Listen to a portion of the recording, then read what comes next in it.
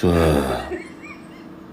شو يا اخي، انا بتحدى اي محلل بالعالم يجي يحلل على مباراه نيوكاسل ويصيبها مزبوط. انا يا اخي مستعد اعطيه $100 من جيبتي.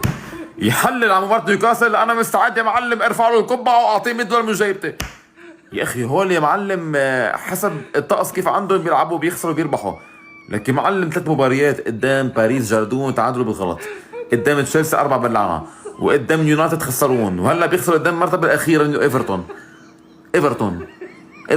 المرتبه الاخيره 3.